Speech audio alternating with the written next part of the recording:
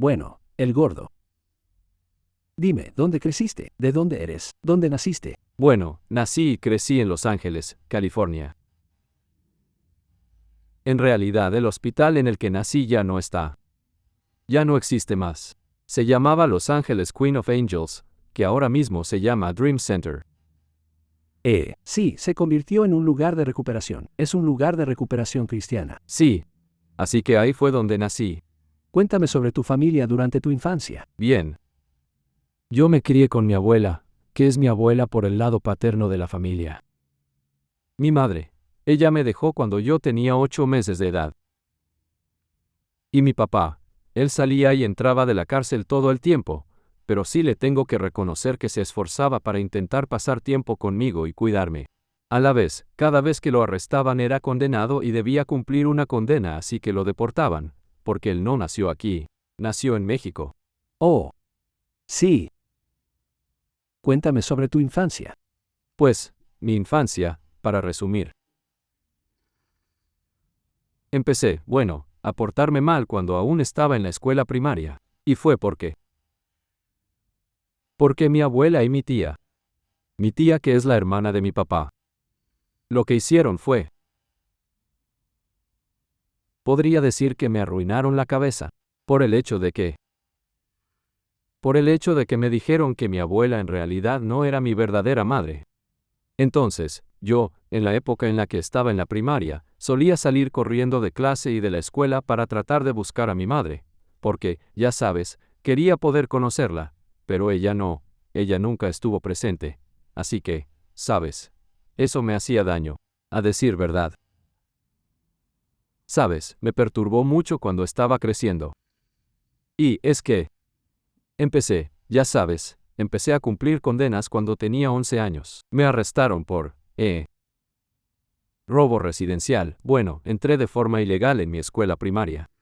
En ese momento yo estaba en la secundaria, así que entré a la fuerza en mi escuela primaria. Y me acusaron de robo. Y de ahí en adelante, por lo general, haría, 4 meses, 5 meses, y luego salía, y ni siquiera estaba fuera durante no sé, como 2 semanas, ¿sabes? El mayor tiempo, o sea, lo máximo que estaba fuera, es probable que haya sido por 1 mes, y luego me arrestaban de nuevo. Y, en realidad, podría decir que yo fui criado por el sistema. Porque, por eso, ese día en que mi familia, o sea, en el que mi tía y mi madre, ¿sabes?, me dijeron que mi abuela, en realidad no era mi verdadera madre, y de verdad que eso me dejó muy perturbado en mi cabeza, en la mente, ¿sabes? Y yo en verdad, ya sabes, anhelaba mucho el amor de una madre, ¿sabes? Lo sé, aunque mi abuela demostró ese amor, ¿sabes? Pero en verdad quería conocer a mi madre. ¿Sabías dónde estaba?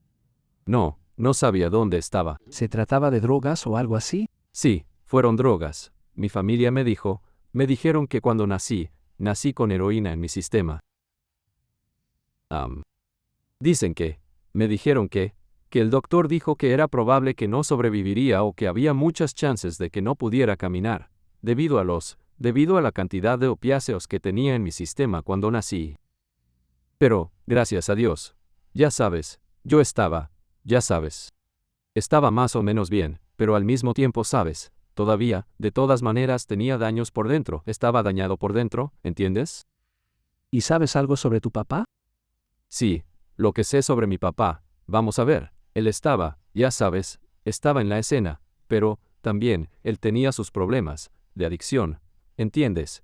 Pero, él lo intentaba, él intentó hacer el esfuerzo de estar ahí para mí, pero al mismo tiempo, ya sabes, al mismo tiempo es como si las drogas no se lo permitían, ¿sabes? Porque, él tenía que drogarse, es decir, lo entiendo, ¿sabes? Ya sabes, porque, yo crecí siendo un drogadicto, y sé cuánto el cuerpo necesita eso. Así que mi papá, ya sabes, hizo un esfuerzo por estar presente, pero al mismo tiempo, iba e intentaba, o sea, y trataba de ganar dinero de forma ilegal, pero al mismo tiempo, lo atrapaban en la escena del crimen, como por ejemplo robando autos y ese tipo de cosas, y, sí, él, ya sabes, cumplía una condena estatal. Y entonces, Una vez que cumplía con eso, lo transferían a inmigración. Y, recuerdo, ya sabes, mi abuela solía llevarnos a su audiencia de inmigración, para ver si podíamos conseguirle alguna residencia, o, en realidad, creo que estaba luchando porque ellos lo que querían hacer era quitarle su residencia. Ya sabes, recuerdo que yo, mi abuela y mi hermano, solíamos viajar muy lejos todos juntos, en el autobús Greyhound desde Los Ángeles al centro, solo para ir a su audiencia, ¿sabes? Y, sí, nunca, cuando era niño, nunca entendí por qué pasaba eso, por qué lo estaban deteniendo y todo eso, ¿sabes? Y mi abuela, ella trató de decirme por qué, pero ella, en realidad, ella no estaba siendo sincera conmigo. Ella solo me decía, oh, sí, está en alguna escuela militar, ¿sabes? Y decía, él estará allí por un tiempo y luego podrá volver a casa. Y, bueno, quiero decir, o sea, como 5, 6 veces, mi papá fue deportado, y mi abuela tuvo que pagar por su. Pagó para que pueda cruzar, ¿sabes? Para que pueda venir a los Estados Unidos y quedarse con nosotros, pero siempre era lo mismo. Él estaba con nosotros por un par de días y luego se iba. Entonces, en general, lo que a mí me pasaba, era que anhelaba el amor, ¿entiendes? Mi abuela, ¿sabes? Ella me dio todo su amor, ¿sabes? Y luego falleció, ¿sabes? Y la respeto por eso, ¿sabes? Pero al mismo tiempo, o sea, cuando me pongo a pensarlo. Y yo, quiero decir, yo la pasé muy mal. Pasé por un infierno. Y, ella nunca se dio por vencida conmigo. Es como que, ya sabes, ella se dio cuenta de que, en verdad me perturbó, cuando ella me dijo la verdad, que no era mi verdadera madre, ¿entiendes? Recuerdo que, como durante el jardín de infantes, me expulsaron, y por eso fue que no pude ir a la escuela de preescolar, ni a la de jardín de infantes, porque estuve involucrado en una pelea. Le pegué a otro estudiante allí. Siempre fuiste problemático. Fui un niño problemático. Y recuerdo, sabes, mi abuela solía llevarme, me llevaba temprano en la mañana para ir a trabajar. Sabes, ella trabajaba en Overall Street. Y trabajaba en un restaurante llamado La Nochebuena. Creo que todavía existe ese restaurante. Y recuerdo, sabes, cómo deambulaba mientras ella estaba trabajando, y luego yo solo. Trataba, sabes, de encontrar a mi mamá. Y, ya sabes. Nunca lo hice. Nunca pude encontrarla, ¿sabes? ¿Y alguna vez la encontraste? Bueno, cuando tenía como 14 años, estaba en el sistema juvenil. Creo que yo en ese momento estaba siendo sentenciado a un encierro en una instalación, que se llama Dorothy Kirby. Esa ubicación en un confinamiento es el último paso. Antes de enviarte a la Autoridad Juvenil de California, porque yo había estado en arresto domiciliario, no funcionó. Tampoco funcionó el correccional, y tampoco sirvió el campamento disciplinario. Así que, en resumen, el centro Dorothy Kirby era como la última parada, ¿sabes? Era la última oportunidad que el juez me iba a dar antes de enviarme con la autoridad juvenil. Entonces, ya sabes. Cuando me estaban por condenar, en el tiempo entre darme las sentencias, ahí fue cuando mi trabajadora social habló conmigo. Ella se acercó a hablar conmigo, cuando yo estaba en el correccional de menores. Y ella me dijo que mi mamá estaba allí, y en realidad me sorprendió, ya sabes. ¿Qué quieres decir con mi mamá? Sí, lo sé, ya sabes, estaba pensando en mi abuela, ¿sabes? Y ella dijo, no, es tu verdadera madre, tu madre biológica, ella está aquí. Así que, no lo sé, ¿cómo? Y yo entonces. En ese momento, me congelé, ¿sabes? Y lloré, no lo podía creer, por fin iba a poder conocerla, ¿sabes? Así que pues, fue entonces cuando me llevaron a ver al juez, y ahí la pude ver, y pude escuchar cómo hacía comentarios sobre mí, ¿sabes? Supongo que estaba hablando con su chaperón, porque sé que ella estaba en un programa en ese tiempo. Y ella decía, ese es mi chico y esto y aquello, y fue como lo que yo sentí cuando la vi hablando en ese momento. En realidad, no pude sentir, no sé cómo explicarlo, yo siempre tengo una sensación. Como, cuando estoy hablando con alguien, siempre pude sentir, si esa persona, en realidad, está interesada en mí o es tan solo quiere estar ahí presente. ¿Sabes? Como, quiero decir, digamos, nada más para mentirme, ¿sabes? Y actuar como si me amaran o quisieran o algo así. No sentí amor, ¿sabes?, de mi mamá cuando la vi por primera vez. Y por supuesto, yo estaba llegando al centro Dorothy Kirby, y justo cuando llegué allí, hablé con mi oficial de libertad condicional, que es quien administraba mi caso en Dorothy Kirby. Y, pues, hablé con él y le expliqué la situación. Le dije que quería conocer a mi madre, pero ella no podía ir a visitarme los fines de semana, porque ella solo podía ir en los momentos en los que su administrador de casos estaba trabajando o cuando su abogado estaba, ya sabes, trabajando. Así que tenía que ser durante un día de semana. Entonces, lo que hizo mi oficial de libertad condicional fue establecer visitas especiales para que ella pudiera ir y visitarme. Y entonces en la primera visita que tuve con ella, yo le pregunté, ¿por qué? ¿Por qué me abandonaste? ¿Qué hice yo? ¿Cómo? ¿Qué hice para que ella me dejara? Así que, bueno. Y en resumen, todo lo que ella me respondió fue que, ya sabes, que ella y mi papá no se llevaban bien, ¿sabes? Y que tenía un problema muy grande con las drogas. Y que, en verdad, ¿sabes?, que a mi familia no le gustaba ella. Entonces le dije, bueno, ya sabes, la razón por la cual a mi familia, la razón por la que no les gustas, es porque, cuando tenía 6 meses, ¿sabes?, era un bebé y me vendiste por una cerveza, ¿sabes? Así fue. Esto pasó cuando tenía 6 meses. Un día ella nos agarró, como que ella nos sacó a pasear a mi hermano y a mí. Esto es algo que me contó mi familia. Que ella me había llevado a mí y a mi hermano, y que volvió como 3 horas después, estaba borracha y solo volvió con mi hermano. Así que intentaban decirle, ¿sabes? ¿Dónde está Luis? ¿En dónde está? Y ella no le decía a ningún integrante de mi familia dónde estaba yo. Entonces, mi hermano, ya sabes, en esa época, tenía alrededor de 3 o 4 años. Le dijo a mi papá, hey, sé dónde está Luis, sé dónde está Luis. Así que, en ese momento, sabes, mi hermano le mostró a mi papá dónde estaba. Y me dijeron dónde me encontraron, estaba con un señor mayor. ¿Y qué? Cuando me vieron, yo estaba todo sucio, lleno de caca y comiendo mi propia caca, ¿sabes?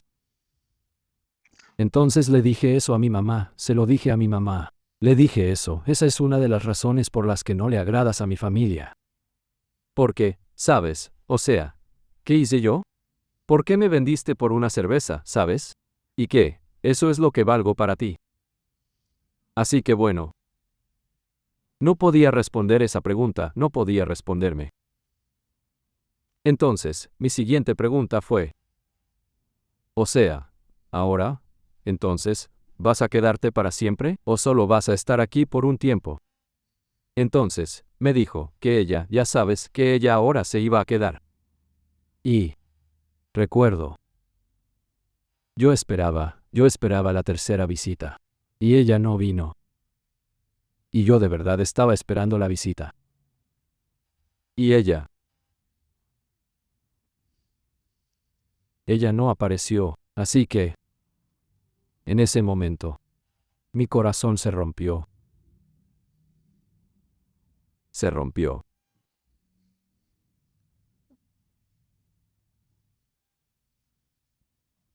En ese momento, cuando no vino a esa visita, de verdad, eso de verdad que fue todo. Eso fue el final para mí, ¿sabes? Me destrozó. Y pues, desde ese momento, empecé a portarme peor. Ya sabes, empecé a drogarme. Fui a la Autoridad Juvenil de California. Cumplí una condena de 3 años. Y salí. ¿Estuviste en pandillas? Sí, estuve en pandillas. Salí e hice todo tipo de cosas. Ya sabes, estaba en mi barrio. Sabes, hacía lo que hacían todos los pandilleros. Protegía el territorio. Iba y ponía el cuerpo y esas cosas. Y bueno, Y yo todo ese tiempo lo tengo como en blanco. Fue como que todo mi mundo, que toda mi vida, se vino abajo por completo. No pude tener a mi madre biológica. No pude hacer que me quiera. ¿Sabes? No sabía qué pude haber hecho yo, ni nada. Así que la seguí viendo. La seguí viendo por un tiempo. Pero, durante ese tiempo, bueno, cuando salí de autoridad juvenil, ya estaba como en el límite, ¿sabes? Ya estaba cerca de cumplir 18. Y ni siquiera estuve fuera durante 3 semanas y me atraparon. Me atraparon con una R-15. Y recuerdo a mi abuela, ¿sabes? Recuerdo que fue a visitarme a la estación del sheriff. ¿Sabes? Y ella empezó a disculparse conmigo, y le pregunté por qué se disculpaba. Ella decía, ¿sabes? Porque yo te crié. Y yo le dije, no es tu culpa. ¿Sabes? Todo lo que me pasa es culpa de mi mamá. ¿Sabes? Y le dije, hiciste lo que pudiste. ¿Sabes? ¿Sabes? Yo sé que fue difícil para ti haber tenido que criar a tus nietos. Y entonces, ella me dijo, bueno, tu tía me dice que no venga a visitarte, que solo te deje ahí dentro. Que tú nunca vas a aprender. Así que, cuando cumplí con mi primera condena estatal, nunca tuve visitas ni nada de eso. ¿Sabes? Y mi abuela me enviaba lo que podía, pero por ese entonces, cuando estaba en el sistema juvenil, ahí fue cuando aprendí a hacer tatuajes y todo eso, ¿sabes? Entonces, cada vez que me arrestaban era como yo ya sabía cómo ganar dinero ahí dentro, cómo funciona y todo. Entonces, cuando salí de cumplir con mi primer condena estatal, quiero decir, en ese momento salí y me fui a Villahermosa, Tabasco. Mi abuela me llevó hasta allí, porque me dijo que mi papá tenía una propiedad ahí. Así que me dijo que mi papá quería vernos. A mí y a mi hermano. Así que nos compró un pasaje de avión y, sí, me fui, ¿sabes? Solo para poder evitar ser arrestado. Además, ya sabes, ella estaba llegando ya a tener una edad avanzada. ¿Sabes? Podía ver que ella estaba envejeciendo. Ya estaba muy grande y yo ya podía notar que ya estaba cerca de morir en cualquier momento. Entonces, fui a Villahermosa, en Tabasco. Y allí, cuando llegué empecé a hacer muchas cosas con mi padre, ¿sabes? Y casi siempre, fuéramos a donde fuéramos, la gente pensaba que mi padre era mi hermano. ¿Por qué? Porque, al estar juntos, construimos un vínculo muy fuerte, ¿sabes? Y también, él también me ayudó. Me consiguió un trabajo allí, ¿sabes? Un trabajo en una empresa china, una empresa de perforación, se llama Empresa de Perforación Great Wall. Y mi trabajo era tan solo traducir del inglés al español porque había trabajadores de China, porque supongo que esa empresa es de China. Así que estuve trabajando para esa empresa durante alrededor de unos 8 meses. Y luego, durante ese tiempo yo seguía consumiendo drogas, ¿sabes? Entonces, un día de esos, cuando fui a recoger mis drogas, allí en Villahermosa, Tabasco, me encontré conocí a un tipo, que era un tipo grande, como, un tipo pesado, ¿sabes? Del sur de México, ¿sabes? Quiero decir que tenía un gran territorio. Así que, cuando lo conocí y hablé con él, en ese momento, nos pusimos a hablar, y él me dijo, sí, no eres de por aquí, y le dije, no, yo soy de Los Ángeles, ¿sabes? Él me dijo, ¿qué haces por aquí? Y le dije que, bueno, vine aquí para relajarme porque me arrestaron muchas veces. Y ahora solo estoy aquí para, bueno, tratar de disfrutar el resto de mi vida. ¿Entiendes? Porque casi toda mi infancia la perdí en el sistema juvenil. Entonces, después de eso, él me ofreció un trabajo. Y todo lo que tenía que hacer era vender en una de las casas que tenía allí en uno de sus territorios. Así que estaba trabajando para él. Estaba trabajando para él, 24 horas, en turnos de 24 horas, así que trabajaba todo el día y estaba encerrado en la casa las 24 horas, hasta que él viniera y abriera la puerta. Recién en ese entonces podía salir. Mientras tanto estaba encerrado. Y afuera de las casas, en cada esquina, había alguien que estaba vigilando por si venían federales y también alguien que estaba vigilando por si venían las Fuerzas Armadas de México, porque entonces me decían, oye, ¿sabes qué?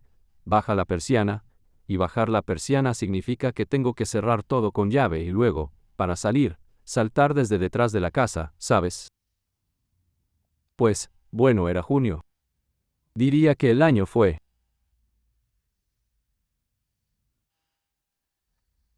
como por el año 2000. 2016, 2017. Alrededor de ese año.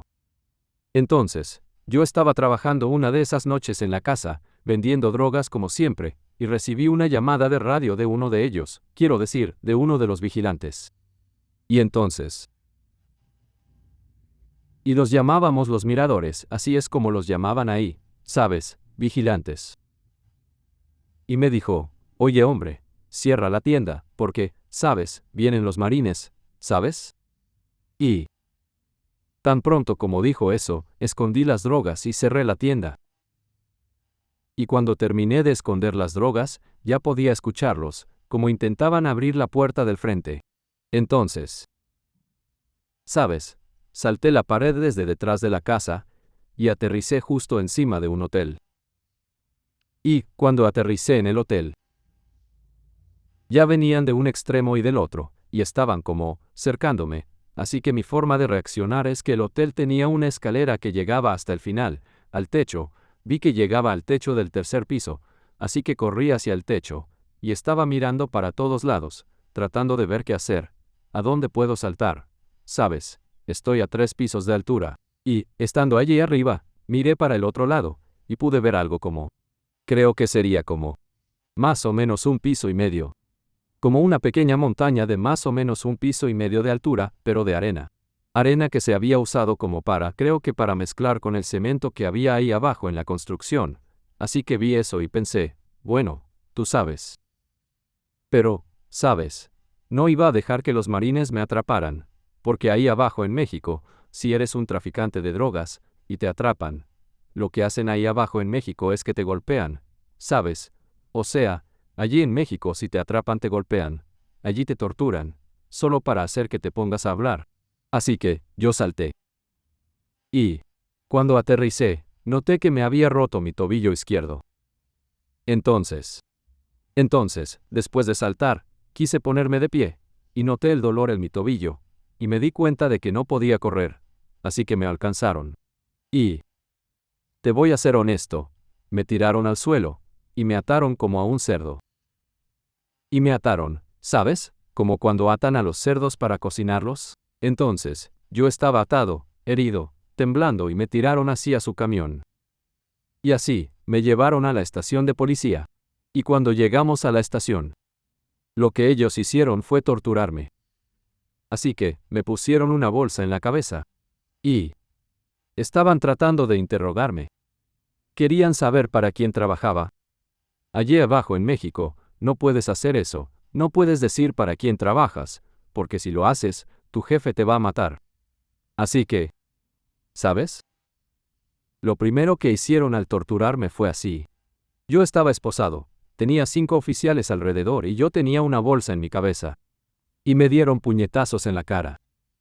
Y luego, como yo no quería hablar, pasaron a la segunda tortura. Es una cosa que hacen allí y que llaman tehuacanazo.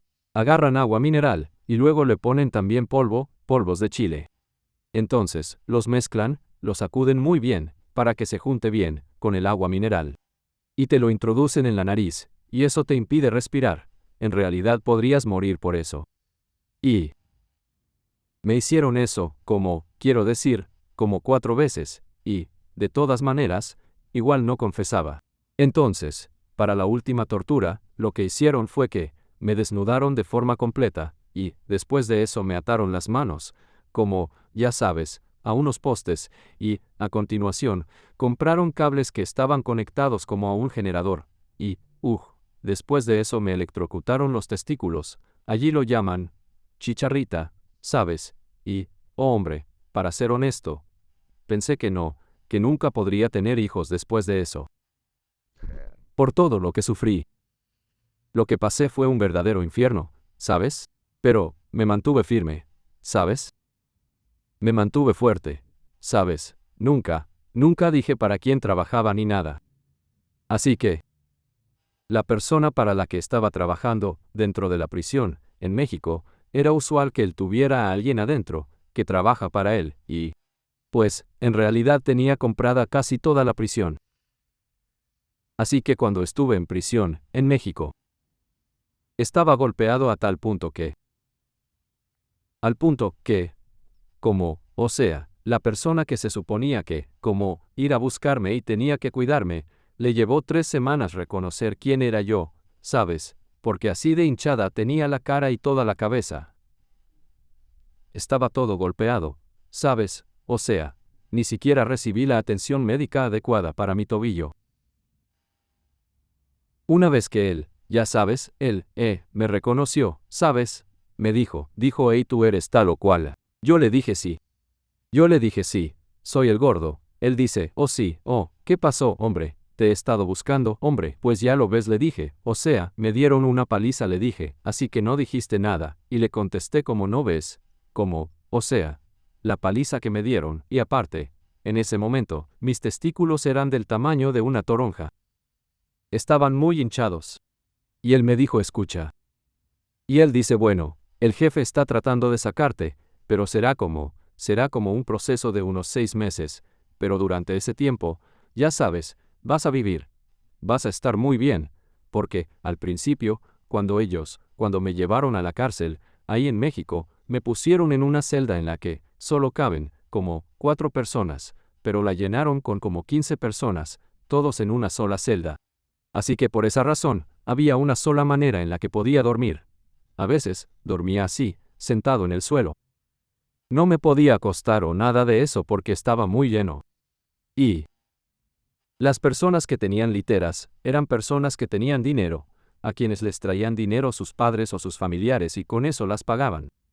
Así que sabes, como yo trabajaba para este tipo, sabes, de forma automática, ya y con acento agudo, a tener mi propia celda, sabes, mi propia cama, y luego, ya sabes, me iban a traer cosas. Entonces, cuando me reconoció, me llevó a mi propia celda y me dijo, hombre, ¿qué te gusta beber? Y durante ese tiempo, yo bebía Buchanan's, whisky. Y le dije, sí, me gusta el Buchanan's. Él dijo, bueno, mira, de ahora en adelante, habrá un oficial. Él va a traerte tus cosas. Él va a traerte tu roca, tu pelota de coca y tu bollo de hierba, y tú puedes hacer lo que quieras con eso. Y él también te traerá tu botella de licor. Y también, si quieres una chica, como la cárcel femenina estaba conectada a la nuestra, ¿sabes? Y cuando salías al jardín, había como solo una puerta, como una puerta de hierro, y ya podías ver a las mujeres allí mismo. Entonces, él me dijo que, si quieres una mujer, solo le tenía que dar 200 pesos al oficial en la puerta allí mismo, y, ya sabes, puedes elegir la chica que más te guste, y luego, esa chica vendrá contigo, ¿sabes? Cruzará para este lado y estará contigo en tu celda, todo el día, ¿sabes? Entonces, ¿sabes? Era así.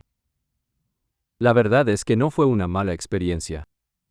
No fue una mala experiencia, ¿sabes? Porque en verdad, ahí dentro hay un sistema propio. Es como si fuese un pequeño pueblo. Y además, cuando mis familiares venían a visitarme, era genial, podían venir, y podían caminar hasta mi celda o podíamos estar caminando en el patio. No es como en Estados Unidos, que solo te sientas en una mesa y eso es todo. No, ahí es diferente. En verdad es como un pueblo pequeño. Es como si estuvieras arrestado y tuvieras un pequeño negocio afuera, como un puesto de tacos o lo que sea, de verdad que podrías, ¿sabes?, abrir tu puesto de tacos dentro de prisión, ¿sabes? Pero, en verdad, las únicas personas que irían a comprar son las personas a las que sus familiares les traen dinero. También recuerdo, una vez al principio, cuando mi abuela, ella me había traído mis cosas de higiene, y luego me contó, Me dijo que había venido a visitarme y estuvo tratando de convencer al guardia para poder verme y le dijeron que no podían encontrarme. Y la razón por la que dijeron eso es porque no querían que los miembros de mi familia me vieran así, y luego quisieran intentar presentar cargos, intentar demandarlos o usarlo en su contra las autoridades, para intentar sacarme. ¿Sabes lo que te digo? Entonces, para salirse con la suya, decían, no, él no está encarcelado, ¿sabes? Así que los miembros de mi familia no fueron a visitarme cuando estaba como, todo hinchado. Entonces, le expliqué todo eso a mi mamá, le expliqué qué me pasó cuando me arrestaron y le expliqué todo el proceso por el que pasé, ¿sabes? Ella dijo, bueno, está bien, voy a ir a ver de cuánto es tu fianza. Y entonces, yo le dije que no se preocupe por eso, porque mi amigo dice que él va a pagar mi fianza. Está bien, me dijo. Bueno, yo voy a venir a visitarte. Para ver cómo estás. ¿Sabes? Tú sabes que te quiero, Luis, ¿verdad? No te rindas, por favor. Y le dije, no, sabes, estoy bien, no me voy a rendir, tú solo no te estreses por eso. Le dije, no te estreses por mí, sabes, estoy bien. Y me dijo, está bien, así que, pues todo el proceso de fianza allí abajo fue de como, al menos, fueron como 6 meses para que yo pueda calificar para la fianza. Entonces, en realidad, estuve, sabes, en prisión durante unos 6 meses. Y solo estuve drogándome, bebiendo, sabes, y relacionándome con mujeres. Y allí, también me encontré con muchas chicas, muchas prostitutas que solía ver cuando estaba, sabes, afuera, cuando estaba vendiendo drogas, cuando me compraban drogas. Entonces, de hecho me las encontré allí, porque las arrestaban por robar a clientes y esas cosas. Entonces, cuando conseguí calificar para la fianza, mi jefe vino a buscarme. Y dice, oye, ¿y qué pasa? ¿Vas a seguir trabajando o qué?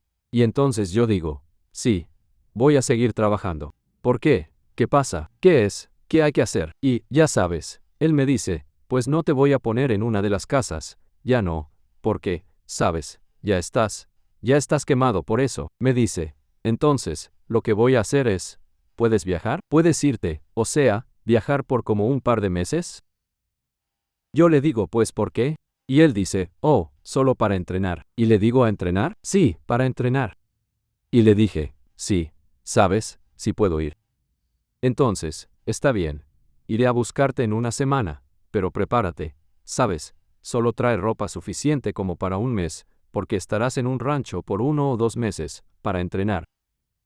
Entonces, yo estaba como, en realidad, como, desconcertado, como ¿a dónde diablos voy a ir? ¿Sabes, para qué voy a entrenar? Así que cuando llegó el momento de recogerme, él me explicaba, mientras íbamos camino al rancho, me decía, sí, te llevaremos a entrenar, para que te puedas convertir en un sicario. Así puedes, sabes, empezar a ganar dinero en serio. Y entonces fue como, ya sabes. A mí me pareció bien, ¿sabes? ¿Entiendes? Por dentro, yo pensaba. No me lo creía. Nunca pensé que iba a ser un sicario porque, ya sabes, para un cartel, en México, ¿sabes? Entonces, cuando llegué al campamento, ¿sabes? Era casi como una estructura militar, ya sabes, es decir, no sé cómo es, ya sabes, el ejército o cómo entrenan a los militares aquí, en los Estados Unidos. Pero, o sea, es como que me dio una idea porque, hombre, podría decir que fue duro. Pero al mismo tiempo, lo hacen con un propósito, ¿sabes? Digamos, para que no seas débil. Y lo que de verdad, en realidad, me hizo tener ganas, como de vomitar, fue aquellas veces en que ellos llegaban y traían consigo a alguna persona que habían raptado, por ejemplo, de un rival. Y entonces, los traían al rancho, y allí todo lo que harían sería torturarlos para enseñarnos cómo torturarlos, ¿sabes? Y ellos nos entrenaban para que no vomitemos cuando ellos estaban descomponiendo el cuerpo o cortando el cuerpo o cosas así. Y, o sea, en realidad, quiero decir, me perturbó la mente durante las primeras 2 o 3 semanas, ¿sabes? No paraba de pensar que esto no era para mí, o sea, ¿qué estoy haciendo? Pero al mismo tiempo, ¿sabes? Yo estaba como, ¿sabes? Y en ese momento, yo pensaba, algo así. como que había nacido para esto. Porque la primera vez que los vi cortar una cabeza, vomité. Me sentí muy mal de verdad. Pero luego, después de la segunda o la tercera, ya me parecía normal. Así que llegué a oler como un cuerpo se descomponía y todo allí. Y durante ese tiempo, la persona que se suponía que era como nuestro líder, él se llamaba. Su nombre era el chino, Anthrax. Y, en verdad, y era como que él llevaba un poco más de tiempo en ese campamento. Creo que era como su tercera vez, como su tercera sesión o tercer entrenamiento. Y en realidad, nos lo estaba explicando.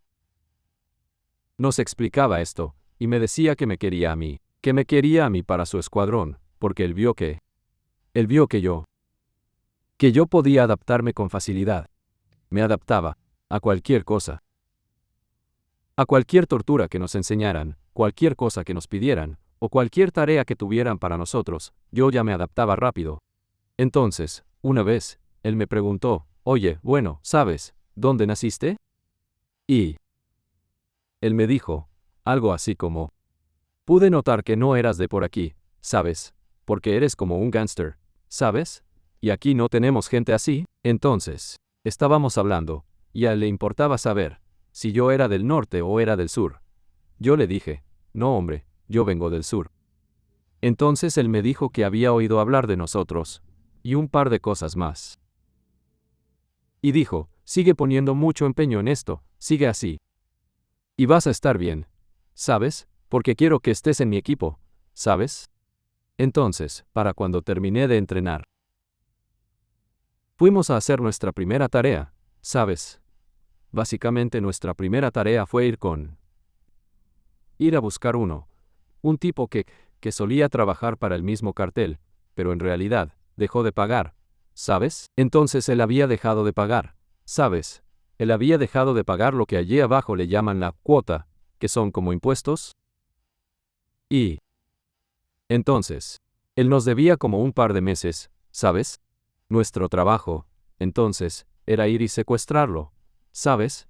Y si él se oponía, se suponía que teníamos que asesinarlo. Y todo lo que le preocupaba a los jefes era que o lo secuestremos, o que lo asesinemos en ese momento, ¿sabes? No les importaba el dinero o las drogas que tuviera, el dinero o las drogas que hubiera allí, eso era para nosotros, ya sabes. Así que, pues, bueno, probar por primera vez, ¿sabes? ¿Sabes? Dinero en serias cantidades, ¿sabes? La primera vez que, en nuestra primer tarea, de hecho, conseguimos como al menos $500,000. Y nuestro grupo era de como 10 personas. Y, o sea, $500,000 en México es como básicamente $1,000,000, 1 o 2 millones de pesos, más o menos esa cantidad. Así que allí eso es en realidad ser rico, ya sabes. Así que, poco a poco, empezó a gustarme. Empezó a gustarme lo que estaba haciendo, ¿sabes? Porque, bueno,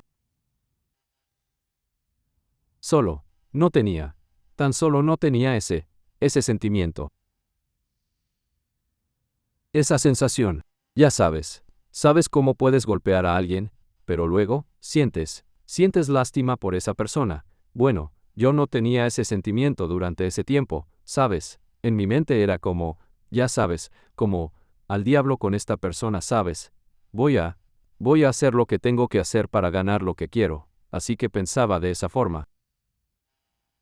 Y recuerdo muy bien, recuerdo el momento en que ese tipo, el chino, él, vino un día, y me dijo que se iba a ir a hacer una tarea especial, y que iba a ir por su cuenta. Porque pues, y yo como que lo veía un poco nervioso. Y le dije, ¿por qué vas a ir solo? Nos tienes a nosotros. Dijo no, tengo que hacerlo yo mismo. Así que no nos decía qué era. Y luego más tarde descubrimos que se tuvo que disfrazar de payaso, para, de hecho, ir a matar a uno de los hermanos Arellano Félix. Era Rafael Arellano Félix, uno de los jefes del cartel de Tijuana, uno de los principales, ¿sabes? Bueno, era su fiesta de cumpleaños. Y, supongo que este tipo, se había disfrazado de payaso, y, lo que hizo fue que sacó un arma, ¿sabes? Como una pequeña Mac 10, y lo asesinó ahí mismo enfrente de toda su familia. Y, cuando pasó eso, en verdad, llamó muchísimo la atención, e hizo que la gente hable de nosotros, del grupo. Él lo llamaba los Anthrax, ¿sabes? Y, ¿sabes? ¿Eso hizo qué? Quiero decir, después de que terminó de hacer ese trabajo, a este tipo, o sea, le dieron mucho poder, hombre. Entonces, el escuadrón de sicarios en el que estaba se convirtió en uno de los escuadrones principales. De hecho, nuestro escuadrón, fue el escuadrón de la muerte para el cartel de Beltrán Leiva, que, al principio, cuando empezaron, estaban con el cartel de Sinaloa, pero luego pasó algo, y luego pasó que a uno de los Beltrán Leiva, le tendieron una trampa. Le tendió una trampa el cartel de Sinaloa, y luego, entonces lo que pasó es eso, entonces lo que pasó fue, que para hacerlo, a él lo metieron preso, y al mismo tiempo, en ese momento, también arrestaron al hijo de uno de los jefes del cartel de Sinaloa. Y cuando arrestaron a uno de los hermanos Beltrán Leiva, ahí liberaron al hijo del miembro del cartel de Sinaloa, y cuando lo liberaron, ahí fue cuando los otros se separaron, y ellos hicieron su propio cartel, el cartel de los Beltrán Leiva. En el escuadrón de la muerte en el que yo estaba, nuestro trabajo era que tuvimos que ir y empezar una guerra, ¿sabes? Una guerra con el cartel de Sinaloa. Y, ¿sabes? Mientras estábamos peleando esa guerra, a mí, llegaron a dispararme. Más de una vez, ¿sabes? Más de una vez. Pero por suerte, yo estaba usando un chaleco antibalas. Y, la primera vez que me dispararon, yo, no te voy a mentir, no podía, ni siquiera podía, ¿sabes? Ni siquiera podía hablar, ni siquiera podía. No podía siquiera tomar un poco de aire, porque esa bala me magulló las costillas. ¿Sabes? Mi costilla. Y no solo eso, también mi pulmón, ya sabes, así que me resultaba difícil respirar.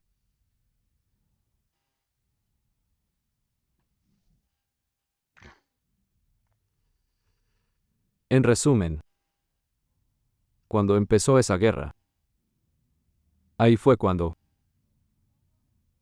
poco a poco nuestro grupo se empezó a disolver, porque, o sea, nuestro jefe principal fue asesinado, ¿sabes?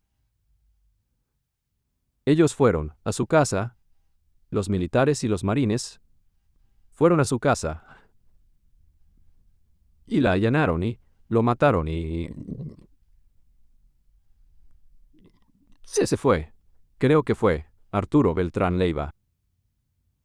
Y ese fue el último hermano que salió hoy, después de que lo mataron, como todo, el escuadrón entero, todo, se desmoronó. Así que...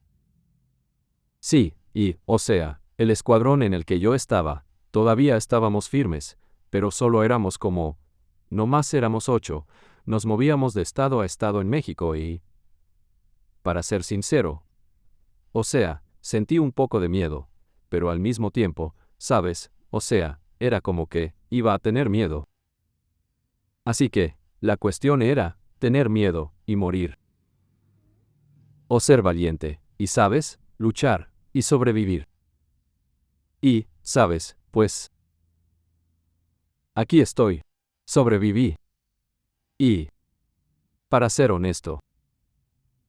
Cuando mi jefe, el chino, cuando lo arrestaron. ¿Sabes? Fue entonces cuando, en realidad, todo se terminó para los Anthrax. Y, en un momento dado, nos estaban persiguiendo, y fue porque él. Lo que pasó en verdad es que él había testificado. Él. En resumidas cuentas, él confesó. Ya sabes, como, ¿para quién estaba trabajando? Él. ¿Cuál es esa palabra que usan? Cooperó. Y, cuando lo arrestaron, fue atrapado con su mano derecha, es decir, el güero Camarón. Y Los detuvieron en MCC San Diego y, en ese lugar, tenían, a su mano derecha, lo tenían a él y a su mano derecha por separado. Y por lo general, cuando te arrestan, te mantienen junto a tus colegas, sabes, al menos juntos para que puedan hablar, pero los separaron y fue entonces cuando la gente empezó a descubrir que, ya sabes, él estaba cooperando y entonces fue cuando, ya sabes, básicamente le pusieron un blanco en la cabeza a todo el escuadrón de la muerte. Así que, lo que hice fue, volver a cruzar a Estados Unidos. Y, ya sabes, pasar desapercibido. Hice eso un tiempo. Diría que por como 8 meses. Y luego recibí una llamada de Tijuana. Porque, durante el tiempo en el que estaba, ya sabes, realizando secuestros, sabes, de hecho, sabes, me vinculé mucho con uno de ellos. Uno de esos pequeños clics que tenían en TJ. Y lo que estaban haciendo es, su trabajo era solo traficar. Y querían contratarme porque lo que tenía yo era que podía cruzar la frontera. Se estaban cansando de conseguir conductores y que sus conductores crucen la frontera con las drogas y se vayan con la mercancía, ya sabes, y ellos por su cuenta no podían cruzar la frontera. Así que necesitaban a alguien del otro lado. Así que lo que pasó fue que él me llamó y me dijo, oye, hombre, ¿cómo estás? ¿Quieres trabajar para mí? De verdad te necesito. O sea, tú todavía puedes cruzar. Y yo le digo, bueno, sí, soy ciudadano de Estados Unidos. Y me dice, pues bien, hombre, el trabajo que quiero que hagas es, en resumen, ya sabes, yo te avisaré y cuando tenga un envío al otro lado de la frontera, quiero que estés en el otro lado y lo sigas. Quiero que sigas el cargamento, ¿sabes? Y que te asegures de que llegue a donde tiene que estar, porque los conductores que contratamos se van con la mercancía, ¿sabes? Y no podemos encontrarlos, porque no podemos cruzar, ¿sabes? Así que le dije, bueno, le conté un poquito de mi situación. Y él me dijo, bueno, por eso, no tienes que preocuparte aquí en TJ porque, sabes, estás trabajando para mí, sabes, ya no estás trabajando para eso, sabes, y de hecho, ya no digas que eres parte de ese grupo, ya sabes, solo di que ahora trabajas para mí. Y a la persona con que formé esa relación, lo llamaban Panda, y era de TJ, y así empecé con el negocio de tráfico de drogas. Y, bueno, mi trabajo era, ya sabes, como él dijo, sabes, cada vez que había un envío, me llamaba y me decían, vamos a enviar esta camioneta, sabes, me decían el número de placa, sabes, el modelo y el color de la camioneta o el vehículo, básicamente, y tenía que seguirlo. O como a veces me decían, el conductor lo va a conducir hasta, como, pasando Campano 10, o pasando el control de la 15.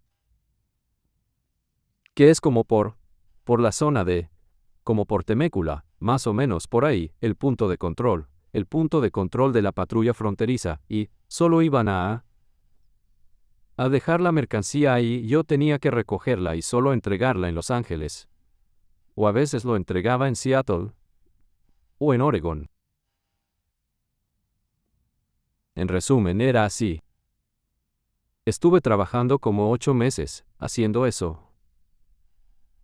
Y me atraparon porque, ya sabes, en realidad me puse muy ambicioso, ¿sabes? Sabes, de hecho, les había conseguido un conductor, y al final, él, como que, sabes, como que se asustó, sabes, y lo que hizo fue. Cuando tomó el auto de la casa en TJ, y estaba en la frontera esperando a cruzar, lo que hizo fue dejar el vehículo allí con toda la mercancía, ¿sabes? Y entonces, la persona para la que yo trabajaba se enojó, ¿sabes?, por traerle a esa persona. Así que, en verdad, sentí que le debía por eso, le debía, ¿sabes?, estaba en deuda. Le debía por haberle traído ese conductor. Entonces, cuando crucé, había cruzado con 4 kilos de marihuana, y me arrestaron y volví a prisión. Entonces, durante ese tiempo, me dieron 4 años, pero con media sentencia, aunque una vez adentro, me dieron más tiempo. ¿Sabes? ¿Por qué? Hice un golpe allí. Y cumplí una condena de 18 meses en la prisión de Corcoran. Cuando terminé con los primeros 18 meses, me enviaron a la prisión de Avenal, y, cuando estaba en Avenal, cuando había pasado más o menos. Quiero decir, 2000, 2009, 2010. Hubo un gran motín.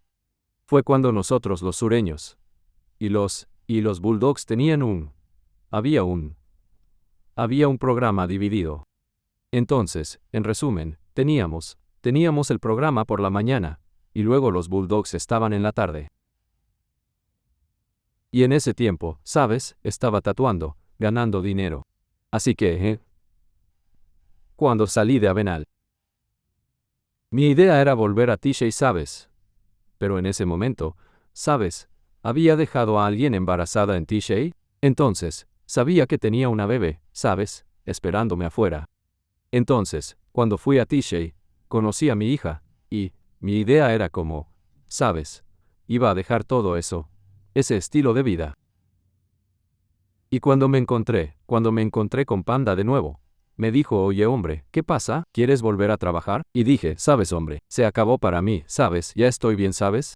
Solo me voy a concentrar en mi hija y mi familia. Ya sabes, terminé. No quiero saber más nada al respecto ahora. Y él dijo, está bien. Así que, más o menos, después de que salí, durante los primeros 4 meses, mi negocio consistía en cruzar tabaco. Pues en la frontera del lado estadounidense, tienen esos duty free, tiendas libres de impuestos, donde lo que haces es comprar un cartón de cigarrillos por como $10, pero tienes que cruzar con la mercancía a México, porque no pagas impuestos. Entonces, mi negocio consistía en que yo compraba 10 cartones en México, y los traía de regreso a Estados Unidos. Estuve haciendo eso durante 4 meses, tenía mi pequeño grupo. Y cuando estaba haciendo eso, trabajaba como desde las 6 hasta las 3 de la tarde. Y durante uno de esos días, un cliente me llamó, como alrededor de las 5 y me dijo, oye, necesito que me hagas un favor. Necesito 10 cartones. Y le dije, genial. Te los llevo mañana, ¿sabes? Estaba descansando en mi habitación con mi familia.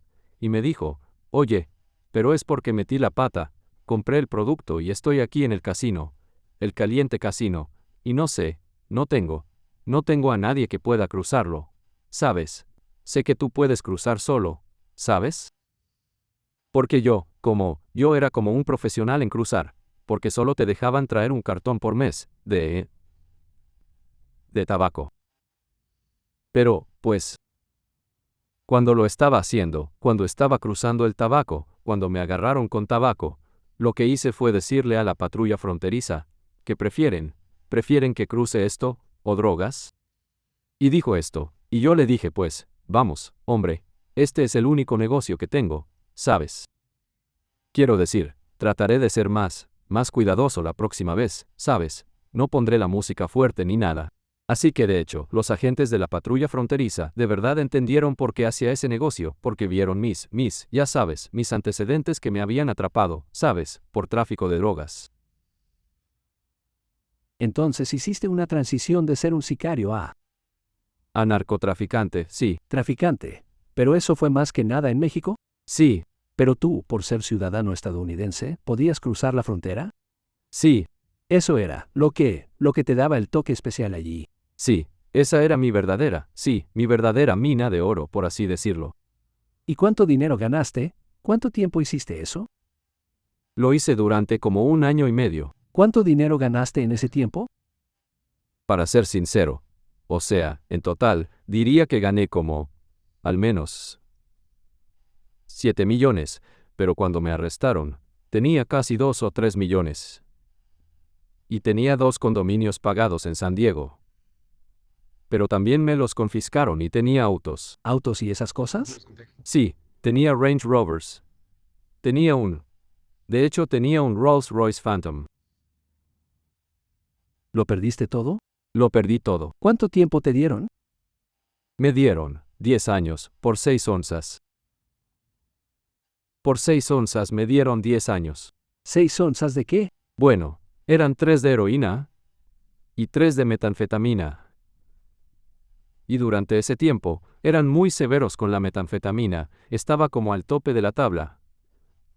Solo estaban dando condenas altas, o sea, la sentencia mínima si te atrapaban con metanfetamina era de 10 años y cualquier cosa debajo era posible si cooperabas con los federales, ¿sabes?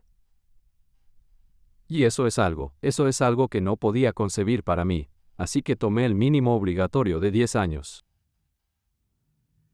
Sí. Pero creo que como alrededor de 2014, 2013, hicieron una ley. Una ley que redujo.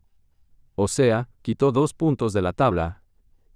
Y de hecho me sacaron como 1 año y 6 meses de la condena, debido a esa ley. Quiero decir, en realidad me ayudó, pero sí, hombre. Cumplí de esos 10, cumplí como 8 y un poco más. Pero, ¿cuánto dinero contrabandeabas por la frontera? Bueno. A ver. Cuando estaba trayendo vehículos desde los Estados Unidos a México, yo estaba trayendo, creo, alrededor de... En un encargo, creo que traje al menos. Es probable que cerca de un cargamento de 10 millones, los traje en un Range Rover. ¿Y qué drogas llevabas en ese cargamento? Sí, las drogas que llevaba eran... ¿Era cocaína? ¿Cómo? ¿Cocaína?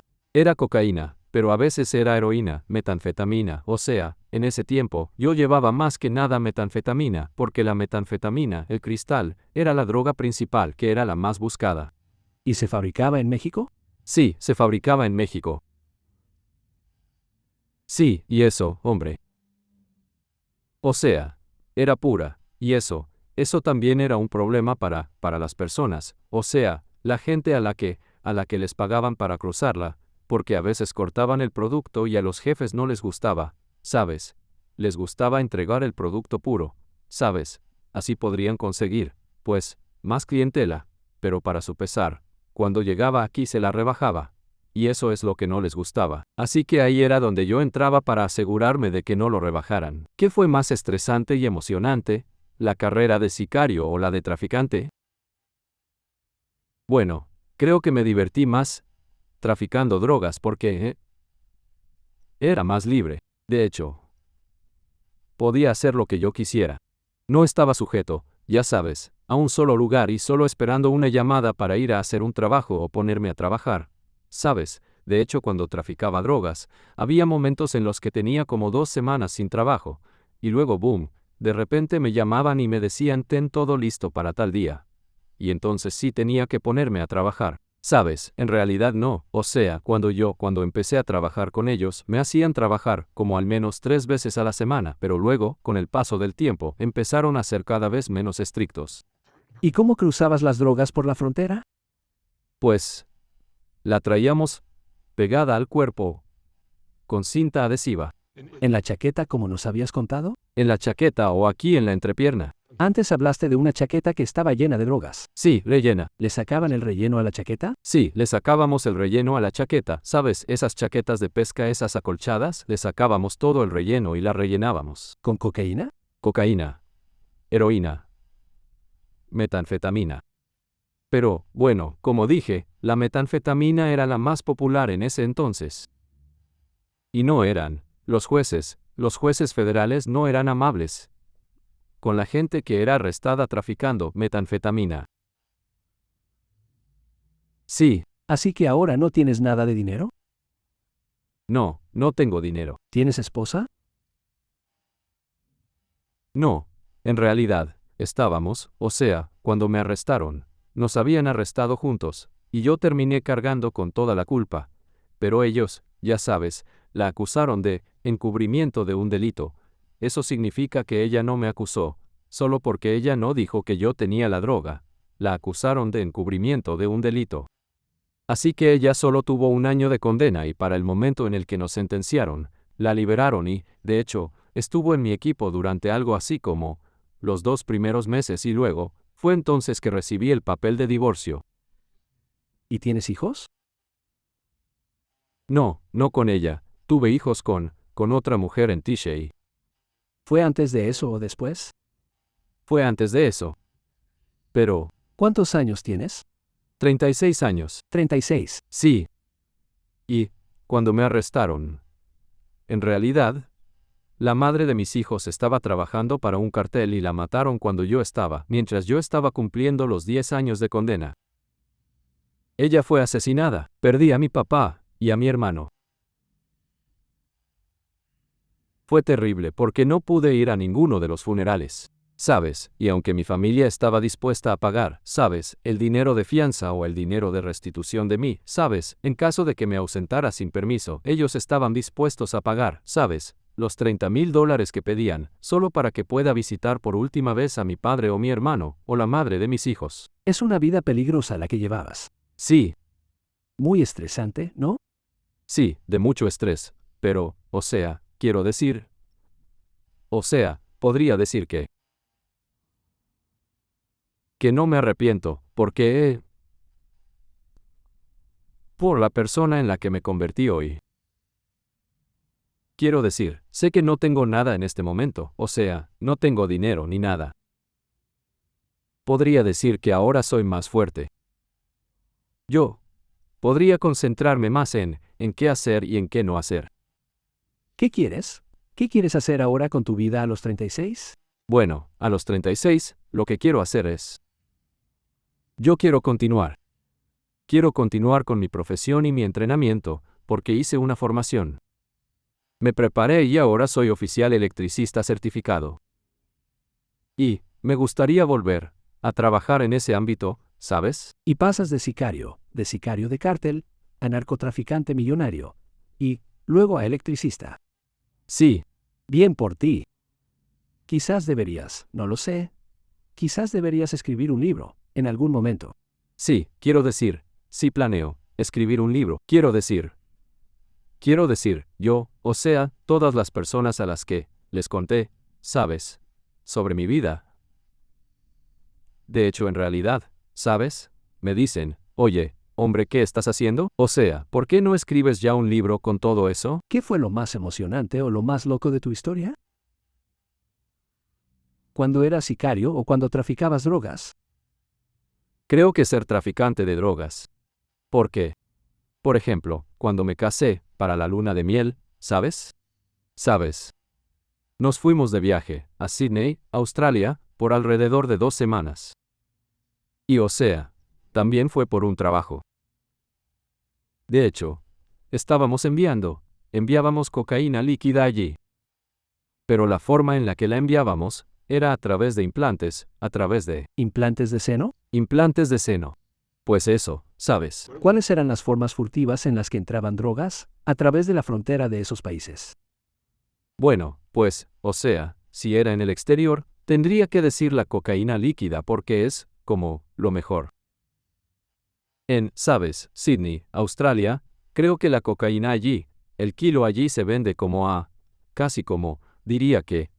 unos 80,000. Solo un kilo de coca. Y si te vas más lejos, como a China, cuesta como $100,000. Y a ti te agarraron por solo una pequeña cantidad. Sí, y me dieron 10 años. Sí. Siempre me preguntan, ¿con cuánto te agarraron? ¿6 onzas? Y digo, bueno, sí, pero es porque en aquel entonces las leyes eran duras, ¿sabes? Pensé que iban a darme un par de años, pero no fue así para nada. ¿Sabes? La primera vez, mis cargos, cuando me arrestaron, eran conspiración para intentar cruzar drogas peligrosas en los Estados Unidos. Pero, le pedí a mi abogado que la dispute, ¿qué conspiración? Éramos solo mi esposa y yo, ¿sabes? Querían acusar a mi esposa de, tráfico de drogas porque el inodoro de la celda donde la pusieron, se había atascado. Y cuando lo desatascaron, encontraron un condón lleno de metanfetamina. Habían tratado de incriminarla. Y entonces, lo que terminé haciendo es decirle a mi abogado, ¿sabes qué? Si quieren plantarle eso a ella, solo diles que yo la obligué a hacerlo. Solo para que pueda librarse de eso. ¿Sabes? Pues parece que al final yo recibí esa acusación, ¿sabes? Y luego, ella me dejó. Gordo, ¿cuál dirías que es la lección más importante que aprendiste de todo esto? La lección más importante es que, ya sabes, hay otras formas de disfrutar la vida, ¿sabes? De verdad no tiene por qué ser a través del crimen, ¿sabes? Aunque pueda ser emocionante. En el momento. Pero, hay que pensarlo. Quiero decir, aprendí por las malas que, cuando cumples condena, pues, vas a tener tiempo. Habrá un momento en el que perderás a tu gente. ¿Sabes? Incluso yo que soy un adulto. Sabes, por fortuna, sabes, no perdí a mi abuela cuando estaba en prisión. Sabes, la perdí cuando estaba afuera, ¿sabes? La perdí diría que como 6 meses después de cumplir mi condena. Pero, bueno, lo que me rompió el corazón es que, ya no pude volver a ver a mi papá, o a mi hermano, ni siquiera a la mamá de mi bebé, ¿sabes? Por la condena que tuve. Y, pues, es una lección que aprendí. No vale la pena, quiero decir, sí, ganas muchísimo dinero. Pero, al final, sabes, cuando pierdes gente, a tus seres queridos, o sea, nada vale tanto como ellos, ¿sabes? ¿Te importa menos el dinero ahora? Sí, el dinero es menos importante para mí, ¿sabes? En realidad no me preocupa, ¿sabes? De hecho, ¿sabes? Estuve tomando cursos universitarios y he conseguido becas y cosas así, ¿sabes? Básicamente, lo que sea que tenga, ¿sabes? Y luego si alguien lo necesita, ¿sabes? Trato de ayudar a esa persona. Aunque, bueno, aunque yo esté perturbado, ¿sabes? Porque, en realidad llegué a un punto en el que toqué fondo en T-Shay. O sea, caí muy profundo en la heroína y todo dejó de importarme y, en realidad estaba viviendo en el cauce de un río en T-Shay. De verdad que toqué fondo. Un ciudadano estadounidense viviendo en el cauce de un río. Sí. Entonces, ¿sabes?